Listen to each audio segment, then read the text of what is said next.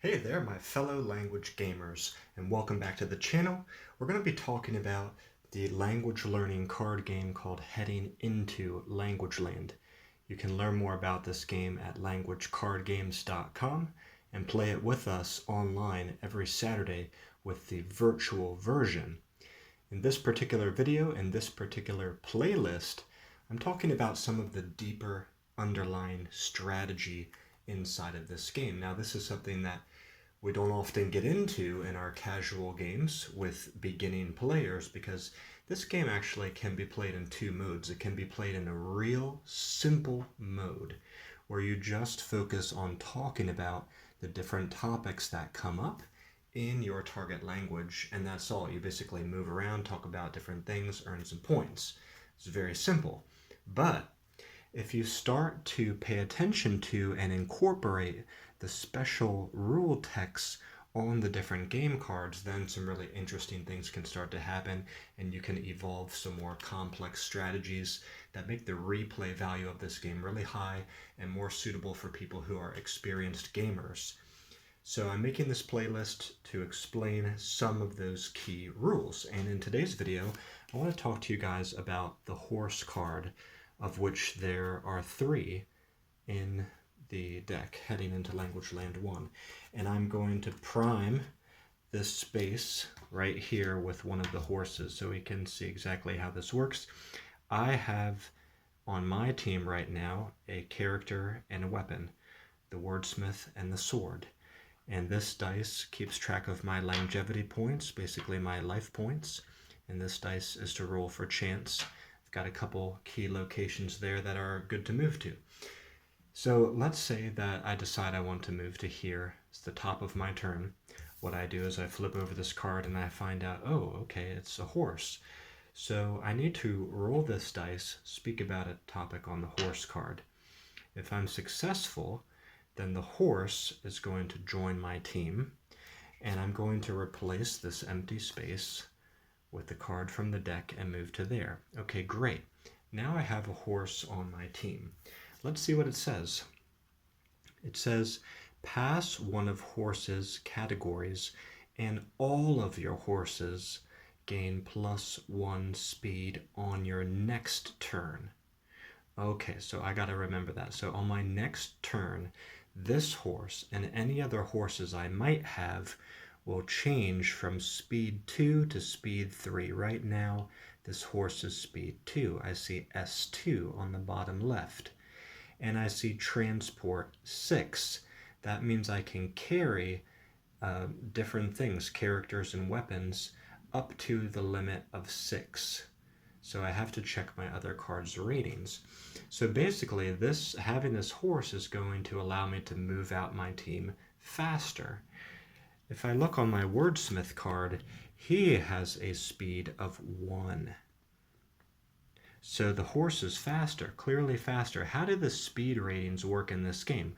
Well, if I'm here and I only had this wordsmith, I can only attempt to move to spaces which are 1 space away because he has a speed rating of 1. So I essentially have a range of 1 all around my current position on the board. If I was here, I could move here, here, here, here, here, here, here, or here with the wordsmith alone.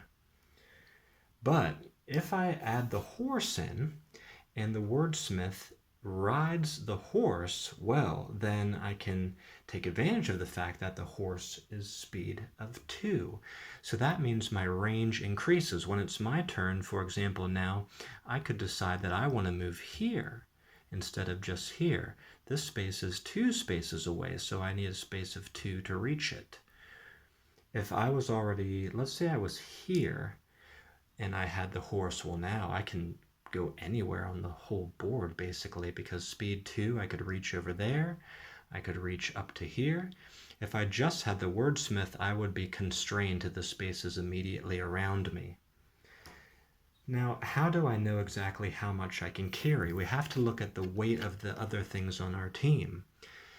The wordsmith is weight 4, W4. The sword is weight 2, W2. So these items all together have a weight of 6. And the horse, as we already mentioned, has the transport capacity of 6. So it can carry things up to, but not over, the number 6. So the horse can carry the wordsmith and the sword, no problem, and use its speed of 2. So if I had other characters or weapons on my team and they exceeded that limit of 6, then I couldn't use the horse's full speed. I couldn't use the horse's ability to move so fast. Then again, I would fall down to the speed of my lowest characters. We would have to move at that speed, basically. Or I could give up, I could cycle, get rid of some of my characters or weapons until I'm at 6 or under if I want to take advantage of that speed of the horse, which you can do in this game. If you had more horses, obviously that would alleviate that problem. More people could ride out together. Now let's come back to that other aspect of this card. So just having the horse automatically right away, I'm potentially going to be able to move around the board with speed of 2. Like if I just have one character like this, well, I can move at the speed of 2 every turn. But there's something else. It says if I pass one of horse's categories, all of my horses, including this one, gain +1 speed on the next turn, basically the next turn only. So anytime I pass horse's category, on my next turn, it will have speed of 3, a speed of 3. And now I just got it on my team. So in this turn, it's just, the movement part of my turn is over. It doesn't really matter. My turn is coming to an end.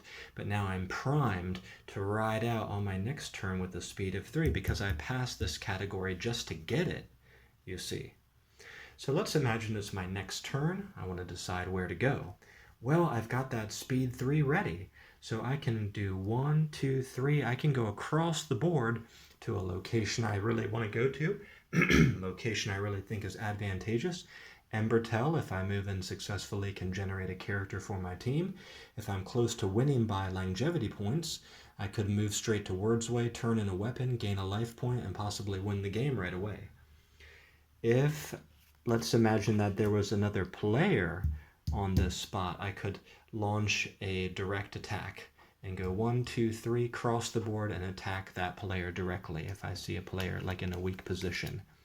So this gives you great power in the game to cross the board, go anywhere you want. If there's like a weapon or an ally face down somewhere that you remember, you want to get it, you can go straight there and nab it before somebody else does.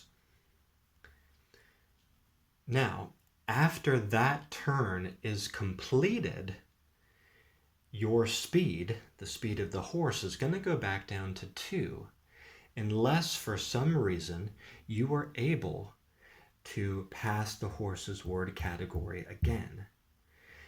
Now, if I moved to attack someone and start a battle, well, we know that in a battle you're going to look at word categories on your cards to attack the other player, and they're going to look at theirs.